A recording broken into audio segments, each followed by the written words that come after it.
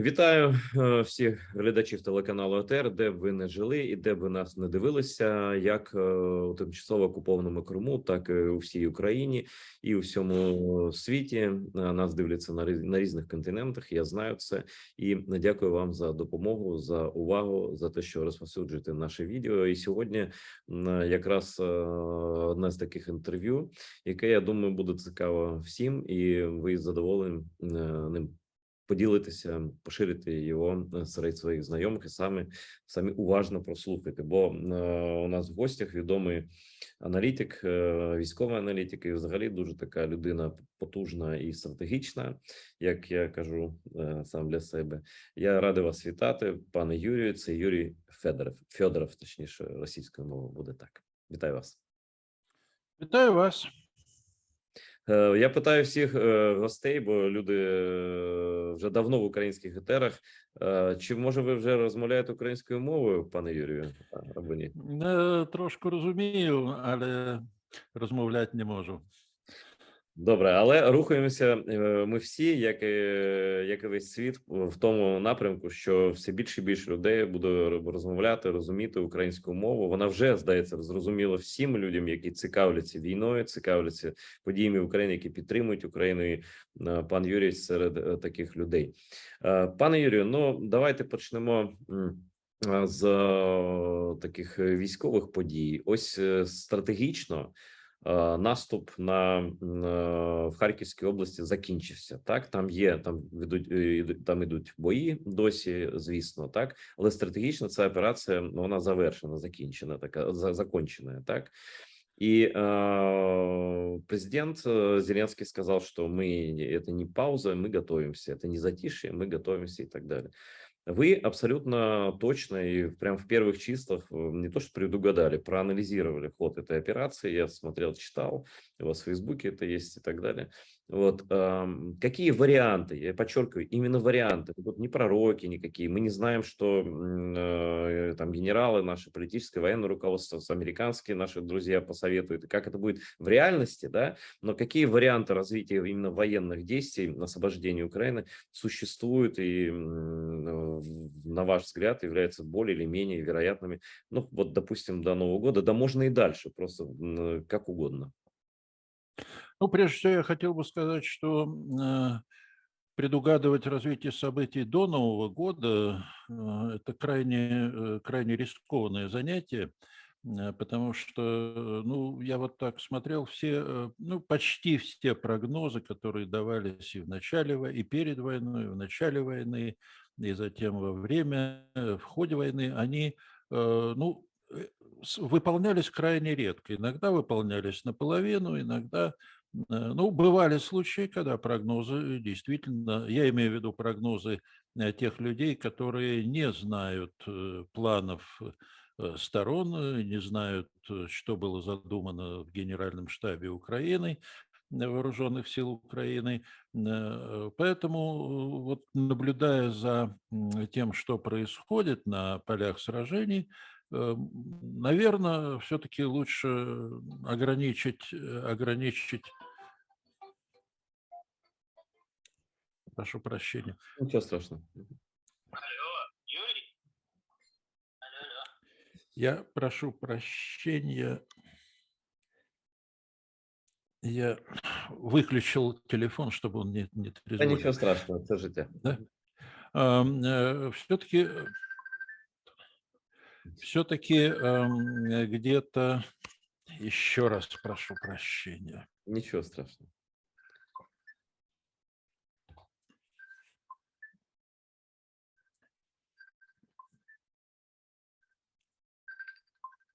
Сейчас пан Юрий победит мобильную связь, и мы продолжим. Да. Да. Вот, все отключено, теперь можно говорить свободно и спокойно. Так вот, ограничить все-таки какими-то более или менее разумными рамками, ну, скажем, там месяц, может быть, период, я бы сказал так, даже период до осенней распутицы, когда возможны вот в этот период еще относительно сухого климата, сухой погоды, когда возможны такие более или менее крупные крупные наступательные операции либо вооруженных сил Украины, либо я в это не очень верю, но тем не менее нельзя исключать и каких-то попыток наступления российских войск. Так вот, что бросается в глаза? Первое, да, действительно, операция в Харьковской области, видимо, завершена. Осталось, идут бои, как я понимаю, достаточно тяжелые, и ну, результат, в общем, наверное, предсказуемый, но цель действий Российской Федерации – ликвидировать плацдармы вооруженных сил Украины на левом берегу Оскола, где, по-моему, 3 таких плацдарма возникло.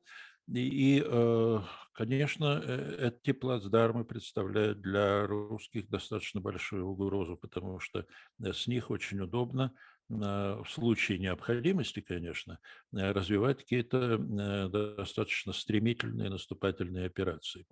Следующее, то, что ясно уже наметилось, это наступление вооруженных сил Украины на Лисичанск, на Северодонецк, точнее, на продвижение, как я понимаю, вот судя по сообщениям последних дней и по картам, на которых отмечается прогресс в наступлении ВСУ. Да, это наступление в Луганской области с целью, как я понимаю, с конечной целью деоккупировать потерянные в июне вот эти агломерации рубежные Северодонецк, Лисичанск. Но самые главные, самые интересные события будут разворачиваться в ближайшие недели, как я понимаю, на западе Херсонской области, на правобережном плацдарме, ну, на правобережье Днепра, где оккупационными войсками России создан плацдарм, с которого планировалось, как я могу предположить, наступление из одной части на Николаев, из другой на Кривой Рог. Вот из этого планируемого российскими войсками ничего не получилось.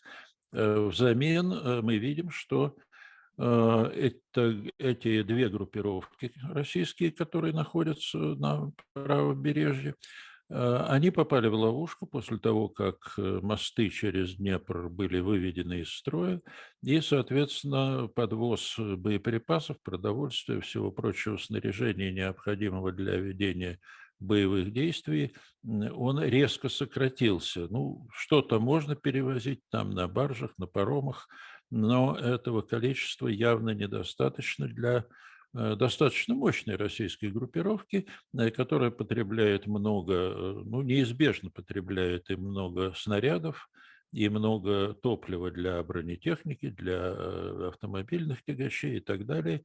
И как только эти припасы будут истощены, а они уже истощаются, то тогда у этих группировок, у русских войск на правобережье есть только 2 варианта.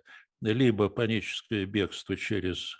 хаотическое паническое бегство через Днепр на левый берег, либо капитуляция. И были разговоры, как об этом сообщила пресс-секретарь или пресс-офицер оперативного командования «Юг» госпожа Губенюк, были разговоры о том, что какие-то представители русских войск на правобережье, в общем, склонны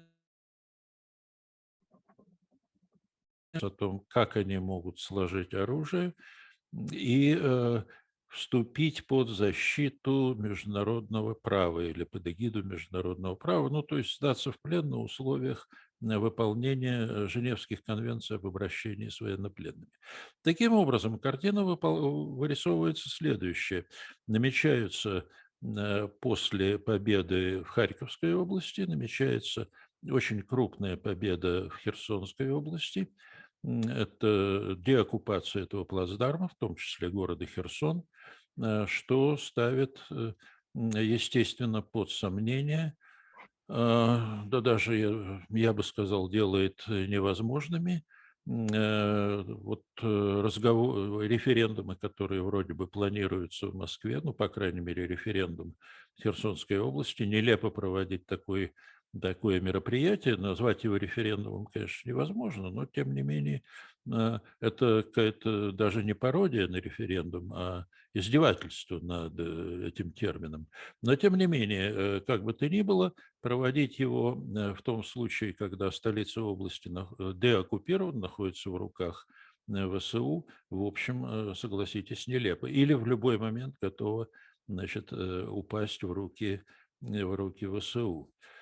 Вот такая ситуация. Тогда буду уточняющие вопросы задавать, которые мне лично интересны.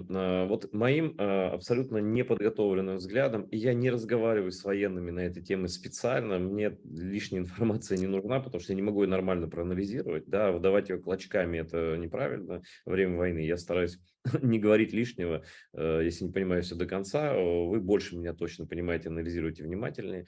А вот какова не стратегия сейчас даже, вот про стратегию вы рассказали, а тактика украинской армии в повседневных тяжелых, безусловно тяжелых. Люди гибнут, и многих, ну, понятно, да, что происходит.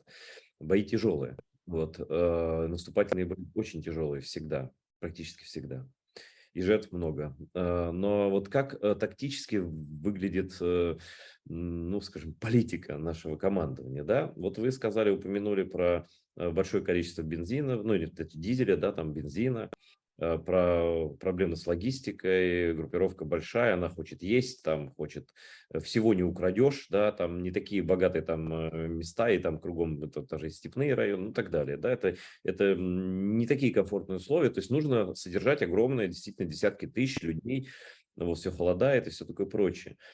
Плюс боеприпасы, плюс все остальное, и так по всему даже фронту, не то, что там про Херсон, да, речь идет. Вот правильно я понял, что тактика является постоянное выведение из строя, ну, командных пунктов, раз, логистических пунктов, два, вот этих бензобаз и баз снарядов, складов и так далее. То есть такое обескровливание, да, то есть тактика постоянных ударов по всему периметру, ударов точечных с помощью и нашего, наверное, оружия, и в том числе американского, о котором, ну, многие говорят, как значит, вот, что сделавшим не то, что там перелом, но, по крайней мере, что это помогает ЗСУ компенсировать количественное превосходство там в боеприпасах и так далее, и так далее. Да, но я бы сказал, что тактика вооруженных сил Украины, она разнится от театра к театру. Если мы посмотрим на операцию в Харьковской области, то там события развивались следующим образом. Была прорвана в наиболее слабом месте, как я понимаю, в районе Балаклея, была прорвана оборона российских войск. В эту брешь устремились сравнительно небольшие по количеству. Речь идет, видимо, о нескольких бригадах, но оснащенных, достаточно хорошо оснащенных и способных быстро передвигаться с помощью бронетранспортеров, боевых машин пехоты и так далее, стремительными такими ударами, не заморачиваясь, отвлекаясь на штурм населенных пунктов, но окружая их, перерезая пути снабжения гарнизонов русских, которые там находились, и быстрыми такими стремительными ударами ВСУ продвигались от Балаклеи, ну, из района Балаклеи к Шевченково, потом из Шевченкова повернули, был один удар направлен на Купянск, а другие удары были направлены уже на север Херсонской области. Но после того, как части ВСУ вышли к району Купянска и начали, ну, по сути дела, без особых боев его заняли, значит, были перерезаны пути снабжения основной группировки, основного количества русских войск, которые базировались в районе Изюма, и, ну, в районе Изюма, скажем, на юге этого района. И они оказались под угрозой окружения и вынуждены были, значит, ретироваться. Там содержалось, как я понимаю, ну, наверное, процентов 80 тех войск российских, которые вообще находились в Харьковской области. Уже освобождение севера было просто, так сказать, подразделения ВСУ просто преследовали убегающие русские части. Это тактика разработана, ну, она, в общем, довольно хорошо известна в истории военного дела, такое встречалось не раз. Последний раз, как я понимаю, такого рода приемы тактические были применены Израилем во время последней арабо-израильской войны, когда вот так была разгромлена египетская армия. В Израиле эту тактику назвали тактикой каскадного обрушения фронта. То есть смысл, в общем, заключается в том, чтобы навязать противнику такой темп ведения военных действий, когда он просто не в состоянии осознать, что с ним происходит. Где наступающая сторона собирается нанести удар, э, это сопровождалось это было основано на хорошей, регулярно поступающей разведывательной информации в ВСУ и практически полном отсутствии разведывательной информации в российских войсках. Ну, причин для этого достаточно много было, но тем не менее факт остается фактом. Быстрые мобильные передвижения вот таких мобильных групп ВСУ делали достаточно бессмысленным русскую артиллерию, потому что артиллерист любит стрелять по стационарным целям. Вот пристрелялась пушка или там батарея к определенному району, где находится цель, и тогда она способна нанести большой ущерб. Если эта вот потенциальная цель двигается, то тогда артиллерия часто просто не понимает, куда ей стрелять. Ну и, наконец, очень важный момент – это угроза окружения основной части русской группировки в районе Изюма, которая, значит, вынуждена была просто бежать с поля боя. Ну, более или менее организованно, возможно, а возможно и, так сказать, бросая все, что можно. Вот. Тактика на Херсонском направлении, она совершенно другая. Потому что на Херсонском направлении задача ВСУ заключается в том, чтобы истощить запасы боеприпасов, топлива и так далее, которые находятся на правом берегу в распоряжении русских, а вовсе не в том, чтобы в лоб штурмовать те линии обороны, там были построены русскими войсками достаточно серьезные оборонительные линии. Так вот, штурм этих оборонительных сооружений, это и бетонные сооружения, это и разного рода там траншеи и так далее, значит, разного защищенные позиции артиллерии и прочего. Такой штурм действительно чреват огромными потерями. Но если просто заставлять русскую армию использовать в максимальном темпе расходовать имеющиеся у нее боеприпасы и топливо, эти запасы ограничены, но тогда, собственно, русские сами своими руками будут создавать условия для своей капитуляции. Потому что как только боеприпасы кончатся, значит, нужно либо капитулировать, либо уходить, бросая все, что можно. Так что совершенно другая тактика. И вот в этом это очень интересный, между прочим, момент. Это, я бы сказал, это творческое применение разного рода тактических приемов генеральным штабом ВСУ. В одном случае это одна тактика, в другом случае это другая, но ни там, ни там нет вот этого шаблона, который унаследован русской армией от еще со времен Второй мировой войны, когда лобовыми атаками и массированным артиллерийским огнем и лобовыми атаками бронетехники и мотопехоты удается, значит, вот они пытаются взять штурмом оборонительные районы, оборонительные укрепленные районы противника. И у них, в общем, получается это очень плохо и большими потерями.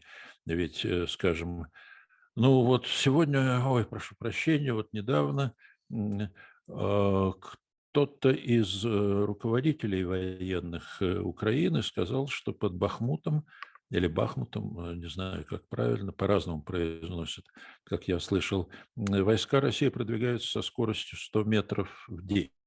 Это копейки. Так можно двигаться до, я не знаю, несколько лет для того, чтобы выполнить ту цель, которая поставлена Путиным перед войсками в Донецкой области, выйти на ее административные границы. М, Вот поэтому получается такая картина. С одной стороны, с русской стороны, это шаблонная, совершенно шаблонная тактика, которую учат во всех военных училищах, и которую, наверное, офицеры и генералитет российской армии достаточно хорошо усвоили, и, в общем, они достаточно упорно пытаются исследовать. А с другой стороны, это такая гибкое творческое применение совершенно разных приемов, которые обеспечивает успех. Пане Юрию, вот пока вы говорили, у меня возникло несколько уточняющих вопросов, которые я себе пометил. И первый вы начали отвечать на вопрос про разведку. То есть правильно ли я понял, что благодаря американцам, наверное, спутниковым каким-то данным нашей разведки, данным фронтовой разведки, данным стратегической разведки, какой угодно разведки, но украинский генеральный штаб имеет достаточно полную и мобильную картину того, что делают русские, куда они что перемещают, что они планируют, что у них в голове, да, и на поле, на ближнем поле боя, в ближайших тылах, да. Вот, в то же время как вы сказали, что русские не имеют таких данных о мобильных передвижениях и планах, значит, украинских войск, благодаря чему стал возможен такой стремительный прорыв, да, ну вот через Балаклей, все, о чем вы рассказали. Говорит ли это о том, что ситуация с разведкой вообще радикально разная, наша с помощью западных стран и их, вот, и эту разницу невозможно компенсировать. То есть у русских нет ни такого количества ни спутников, ни разведданных, ни такого количества уже и шпионов, наверное, да, в наших рядах, на наших территориях, да, что в общем, если коротко совсем формулировать, что они не могут сделать ничего неожиданного для нашего генерального штаба в такой степени, как наши могут сделать неожиданно. Говорили про Харьков, говорили не про Харьков, про Херсон. В итоге другой город на букву Х и другое направление. То есть вот эту разницу вы чувствуете? И могут ли русские как-то попробовать ее компенсировать? Или это невозможно, это уже стратегически разное просто состояние разведки, состояние аналитики, состояние осведомленности о планах и действиях противника? Ну, для начала давайте скажем, что вопрос об обмене информацией, разведывательной информацией между Соединенными Штатами и Украиной, вопрос, который, ну, ни та, ни другая сторона предпочитает не обсуждать по совершенно очевидным Ну, мы причинам. по открытым источникам говорим, мы же видим попадание. То есть эта тактика, она же экономит снаряды, грубо говоря. Она дает возможность для применения очень эффективно высокоточных, вот, о которых нам сказали, не обо всех, наверное, сказали. Но вот, да, вот эту мысль, если можно развить. Но тем не менее, э, то, что написано в открытых источниках, написано не так много и написано довольно убедительно, заключается в следующем. Да, Соединенные Штаты имеют в своем распоряжении достаточно подробную информацию, получаемую о положении дел на поле боя, о том, что происходит с войсками той и другой стороны. Ну, нас прежде всего интересует, естественно, положение и передвижение российских войск. Да, со спутников имеет. И эта информация, да, не только со спутников, есть еще и самолет радиоэлектронной разведки, который летает вдоль границ Украины, западной границы Украины, ну, разведки и целеуказания, Мгм. самолет называется. Не просто целеуказание – это отслеживание целей в режиме реального времени и в процессе их передвижения. Это более высокий уровень получения информации. Так вот, если судить по открытым источникам, как минимум часть этой информации в режиме реального времени передается соответствующим службам Украины, которые, в свою очередь, очень оперативно передают ее в войска. Вплоть до того, что ну, командир роты, значит, ну, исполнитель, командир роты, там, батальона имеет на своем лэптопе, на терминале, будь то лэптоп или какой-то иной, неважно, имеет представление, достаточно детальное представление о том, что происходит на его участке фронта. Параллельно или в дополнение к этому войска ВСУ имеют информацию от своих собственных уже беспилотников, которые разных беспилотников разного уровня, которые вот висят над полем боя, над районом, который интересен для того или иного, для той или иной части или там, для того или иного подразделения. И, соответственно, вот эта информация опять-таки концентрируется уже непосредственно у исполнителей, причем временной лаг между получением информации и ее доведением до исполнителя достаточно короткий. Что касается русских, там ситуация немножко другая. Да, имеются спутники, которые имеют естественную информацию, получают, эта информация находится, поступает в Москву, но, как говорят, как написано в тех сообщениях, которые мне кажутся достаточно разумными и достаточно достоверными, временной лаг между получением информации и доведением ее до офицеров на поле боя гораздо дольше, гораздо длиннее, чем это имеет место в армии ВСУ, в войсках ВСУ. Соответственно, а информация, поступающая с запозданием, скажем, в несколько часов, она часто просто может оказываться совершенно бессмысленной и бесполезной. Если у вас на вашем планшете информация, там, скажем, с 10-часовым запозданием, ну, тогда ситуация может измениться кардинально. У вас там батарея противника стояла в одном месте 10 часов назад, вы получаете эту информацию, наносите удар по значит, координатам этой батареи, но там ее давно уже нет. Вот в чем преимущество передачи информации, ну, почти в режиме реального времени. Ну, по крайней мере, такая схема, значит, о такой схеме можно говорить, опираясь на известные сообщения и публикации. Теперь, вот интересный момент, который объясняет, ну, не полностью, но, по крайней мере, частично объясняет поражение российской армии значит, под Харьковом, в Харьковской области. Да, говорят о том, что российская фронтовая разведка смогла определить, вскрыть, как говорят военные, наличие, ну, сосредоточения резервов ВСУ где-то в районе Балаклеи. Об этом вроде бы было сообщено командованию войск вот этой группировки изюмской, было сообщено в Москву, но выводов из этого никаких сделано не было. Вот в чем проблема. И это свидетельствует о, я бы сказал, таком полупаралитическом состоянии системы командования и управления российскими войсками. Ну да, я могу дальше предполагать только. Но я могу предполагать, что командующий, там, скажем, той же изюмской группировки, он получил такую информацию, но не мог ее реализовать без указаний сверху. А сверху никаких указаний не поступило по каким-то причинам, то ли, значит, не оценили важность и значение этой информации, то ли попросту были заняты, высшее командование русских было занято гораздо более важными для него вещами, а именно подготовки к учениям «Восток-2022», куда приехал, ну, готовился визит Путина. Туда отправились и Шойгу, и Герасимов, и другие многозвездные генералы. И, соответственно, для них это было гораздо важнее, э, чем то, что происходило тогда в Харьковской области.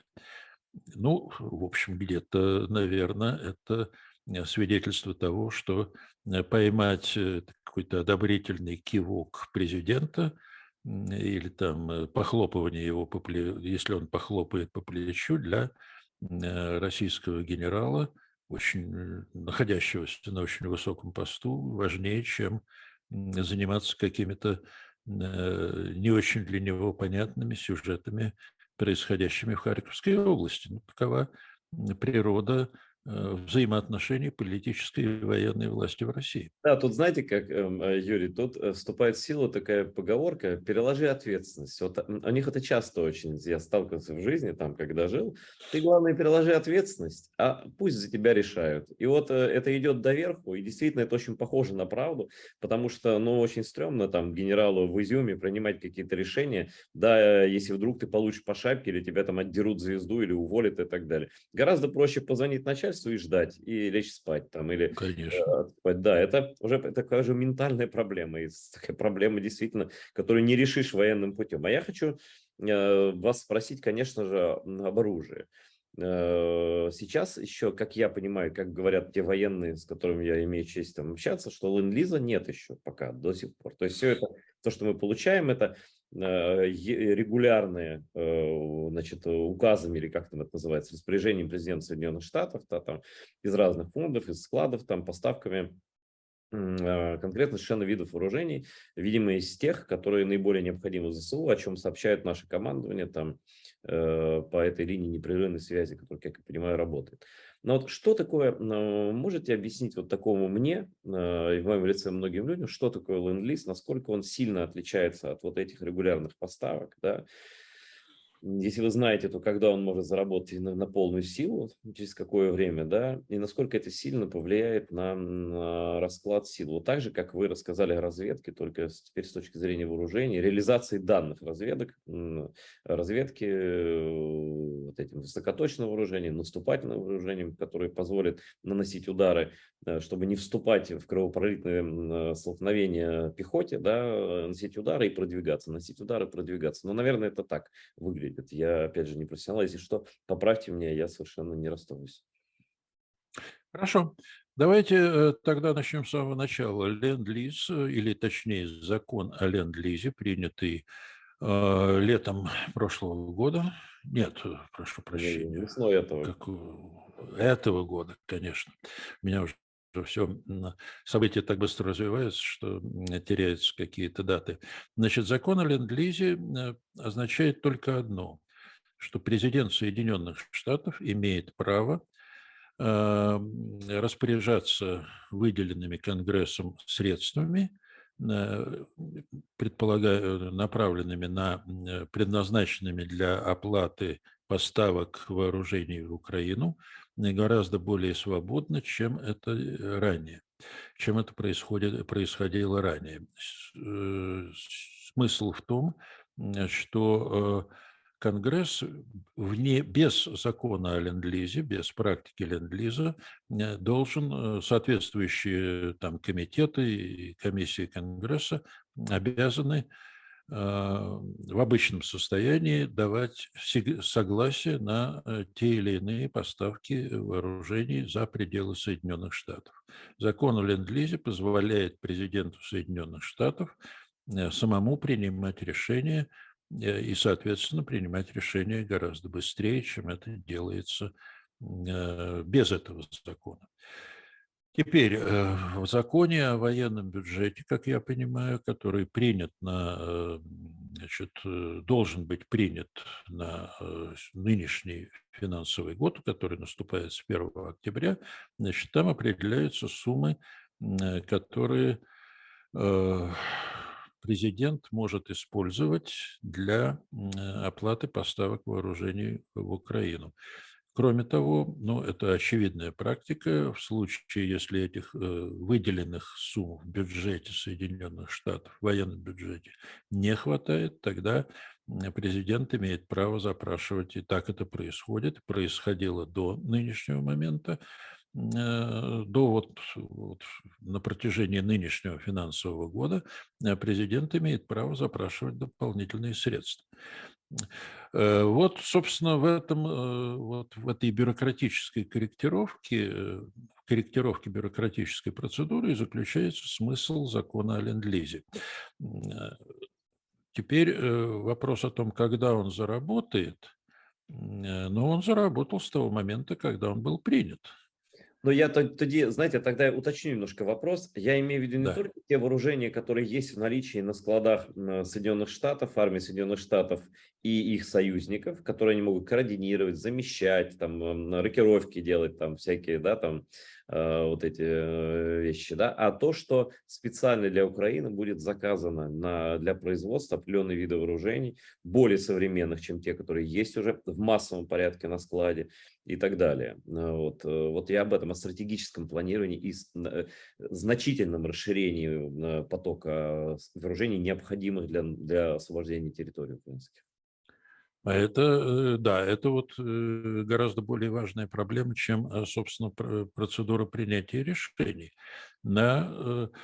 Как я понимаю, в будущем, в бюджете Соединенных Штатов на будущий финансовый год, значит, заложены необходимые средства для оплаты производства новых вооружений. Вот какие это средства, пока говорить рано, я просто не видел окончательно. Ну, то есть он еще не принят, этот закон, он может быть принят где-то в конце года, значит, а пока, то есть вообще весь бюджет Соединенных Штатов, государственный бюджет Соединенных Штатов, в том числе и военный, но он может быть принят в конце года.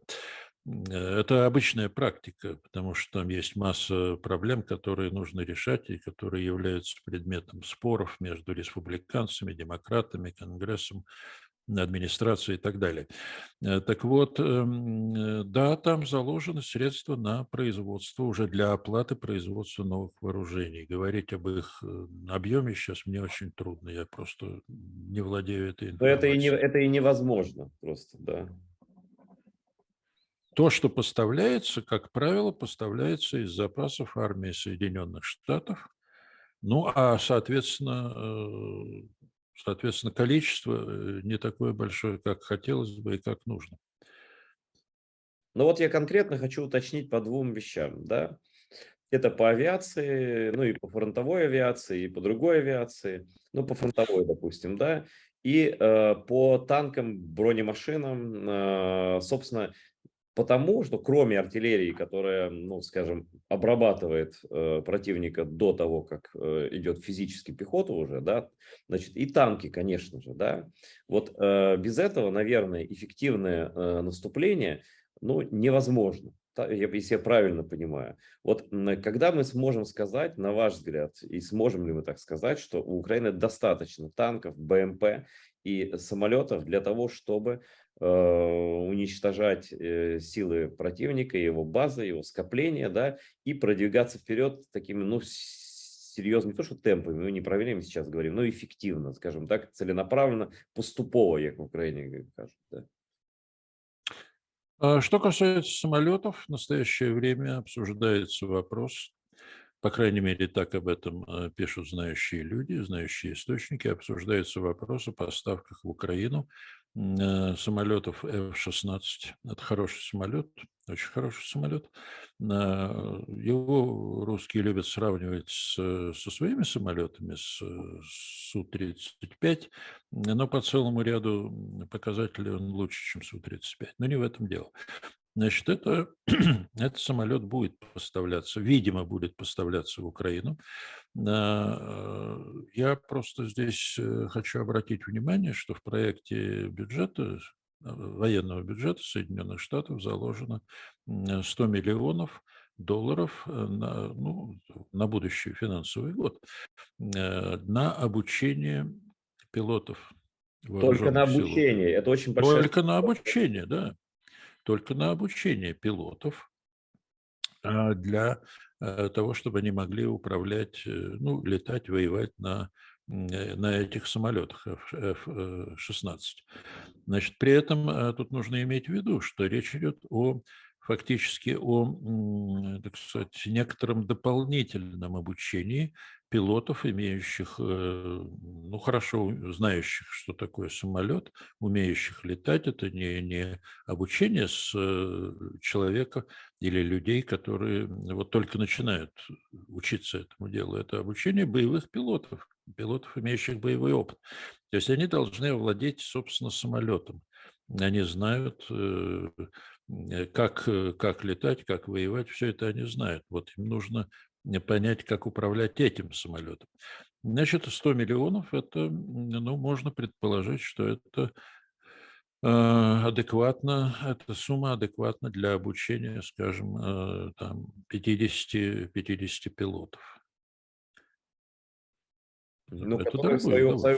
очередь, они же становятся инструкторами. Я вот как понимаю, это так работает, да, что они же могут потом обучать своих коллег уже здесь, в Э, Украине или в других странах. Да, конечно. А кроме того, это означает, если вы подготовили 50 пилотов, это значит, что вы готовитесь передать нам, ну, скажем, 30-40 самолетов. А это много? Если иметь в виду F-16, это много. Ну, то есть это немного, но это сильное подспорье для авиации Украины. Сильное подспорье. Э, Теперь, что касается танков, да, вопрос о танках тоже обсуждается. Более того, говорится, вот несколько дней тому назад я видел сообщение о том, что, э, так сказать, источники в американском правительстве сказали, что этот вопрос лежит на столе. Вот так у них. It's on the table. Ну, то есть обсуждается. Ну, раз обсуждается, значит, я думаю, танки будут поставлены. Вопрос о том, откуда их взять, ну, это вопрос к американцам. Может быть, из запасов, может быть, из каких-то действующих частей, а может быть, ну, танк изготовить быстрее, чем самолет. А, А Так что Так что тут проблема, на мой взгляд, все-таки не столько вот вопрос наличия этих вооружений. Я думаю, что они, в общем-то, есть.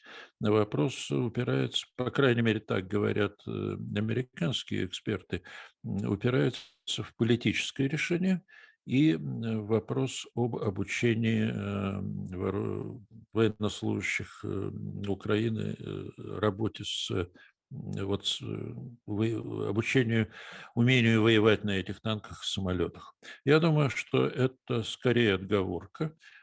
То есть, ну вот пусть сначала они научатся, значит, воевать на этих наших танках, а тогда мы их дадим. Обычно обучение, как показывает опыт, обучение украинских военнослужащих происходит довольно быстро. Они очень быстро овладели, скажем, этими «Хаймарсами», МЛРСами и другими современными видами оружия. Да, конечно, летать на F-16 сложнее, чем стрелять из «Хаймарсов», но и подготовка персонала для этих целей, она совершенно разная. Так что это отговорка. Вопрос скорее вопрос политический, потому что есть разные позиции в Соединенных Штатах, а в Европе тем более, о политической целесообразности выделения соответствующих вооружений для Украины. Ну, по-разному к этому относятся различные политические круги. Некоторые люди и в США, и в Европе считают, что не нужно излишне раздражать Владимира Путина. неужели до сих пор вот эта мантра еще работает, при том, что он и угрожает ядерным оружием, и пропаганда у него совсем уже с ума сошла, и это государственная пропаганда, это государственные там политики, так называемые там депутаты и так далее. Это геноцидные акции, там вот, которые вскрылись в Изюме. И это еще мы не знаем все про Мариуполь, да, и так далее. Неужели еще кого-то нужно убеждать в том, что кроме позиции силы, ну ничего больше То есть во всем остальном Путин просто обманет. Ну вот как никаких договоров с ним не работают. Неужели это в Америке еще нужно кому-то объяснять, в Британии там? Насчет Британии не знаю. Думаю, что в Британии политика правительства определена, и она гораздо более последовательна. Что касается некоторых европейских стран, Германии прежде всего, там эти дебаты идут очень остро. Есть точка зрения о том, что нужно сохранить Россию в качестве влиятельного субъекта политики. Ну, конечно, нельзя дать России возможность разгромить Украину, победить Украину, но вместе с тем нельзя, так считают довольно серьезные политики в Германии, на Но мой вообще-то взгляд. вот все оружие, о котором мы говорили на протяжении всей программы, это оружие для отвоевания своих территорий. Вот, ну, так уж, да, если по-честному. Но для начала это оружие, которое предоставляли Украине, это было оружие, Сдерживать. оборонительное, оружие сдерживания или оружие обороны от наступающих войск. Потом вот уже «Хаймарсы» и некоторые другие крупные, тяжелые артиллерии крупнокалиберные – это уже оружие наступательное. Ну, не только оборонительное, но и наступательное. И после того, как будут поставлены танки, будет поставлена боевая авиация, а я надеюсь, что она будет поставлена, и то, и другое, тогда это будет уже оружие отвоевания территории. Это не просто остановить наступающие войска агрессора, это значит, отбросить его и значит, отвоевать свою территорию, деоккупировать ее.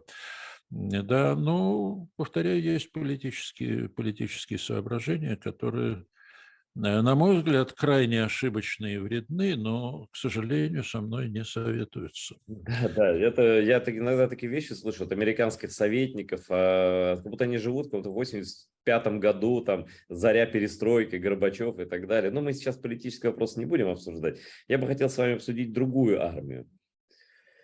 Я ее армией не называю с моральной точки зрения. Это террористическая структура, это пыточная, это террористы, маньяки, убийцы, но формально это называется армией.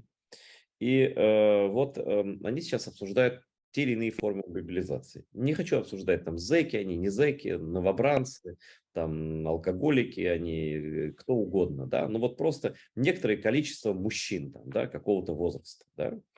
Объявит ли он всеобщую мобилизацию, это если хотите, вы свою версию скажите, объявит ли он, не объявит, там всеобщую, частичную, в областях прилегающих, в регионах каких-то дальних, неважно. Вообще в современной войне можно ли победить мясом? Вот такой общий вопрос задам. Вот при прочих там колебающихся там всяких параметрах, да, вот можно ли в сегодняшней войне вот так взять просто, поставить вокруг границ миллион там людей, вот, да, и пойти со всех сторон там на Киев снова там, ну про то, что как насколько незаметно это можно сделать, мы уже обсудили, невозможно, да, сконцентрировать там и начать. Но вот насколько выигрыш мясом, он вообще гипотетически возможен, и может ли хватить у России такого мяса, чтобы что-то там получить, какой-то вид бонуса в этой войне на поле боя? На мой взгляд, нет. Весь опыт войн и конца XX века, и 21 века свидетельствует о том, что просто живая сила, даже если она вооружена там автоматами или там какими-нибудь винтовками, будь то миллион, будь то 2 миллиона, она не способна решить цели войны, потому что ну, потому что есть вооружения, которые от этой живой силы не оставляют там клочка. В случае, если их применяют по вот этим вот, по наступающей орде какой-то. Нет, проблема российской армии заключается в том, вот, кстати говоря, вот я тут хотел бы добавить, вы говорили, российская армия, да, но эта армия сегодня состоит из, смотрите, это регулярные части, контрактные, которые воюют в Украине, это наемники из так называемых региональных батальонов, это ЧВК Вагнера или там других ЧВК. Это вообще не армия, это вообще непонятно что. вот эти вот частные военные компании Вагнера, они, Но их они же даже дисло... подчиняются командованию. Командуют они, подчиняются все равно. Эти ЛНР, ДНР, это же понятно, что ни в Донецке, ни в Луганске применяется решение об их использовании. Там и как там. И да, и нет. Да, конечно, они действуют по общему плану, но существуют серьезные противоречия между, скажем, контрактниками в регулярной армии, которые получают 30 тысяч рублей в месяц, и наемниками из добровольческих батальонов или значит, этих региональных батальонов, которые получают в 8-10 раз больше. Да, они включаются в общую систему командования, но ведь этих людей нужно научить воевать вместе. Да? Существуют еще кадыровские вот какие-то заградотряды, которые потом занимаются тем, что не стреляют в спину отступающим и занимаются зачисткой оккупированных территорий, значит, занятых населенных пунктов. ЧВК Вагнера – это вообще непонятно, что такое с юридической точки. Да, они, в общем, действуют, командование этих ЧВК, они получают приказ, там, давайте вот идите на штурм, штурмуйте такую-то высоту или такой-то населенный пункт. Но это отдельная какая-то структура непонятная, она не находится в составе российской армии.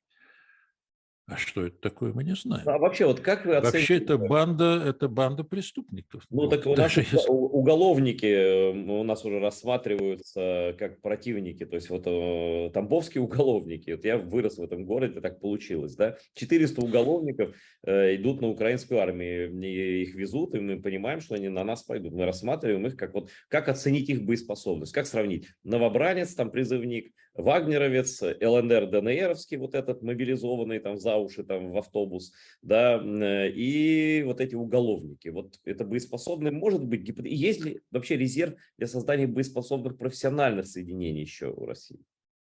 Нет. Ну, пока, если и есть, то очень маленький. Уголовники это не солдаты, это бандиты, которых,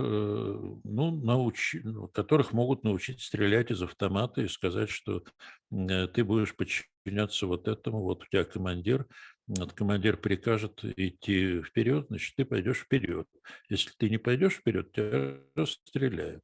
Ну, человек, видимо, если он не может удрать, у него другого выхода нет. Ничего, воевать он не умеет, потому что подготовка пехоты – это достаточно длительное время, и хорошо обученный пехотинец, его нужно обучать в течение нескольких месяцев, как минимум, это человек, это солдат на вес золота.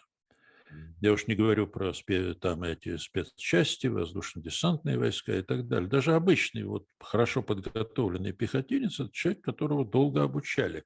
А этих уголовников никто их обучать не собирается.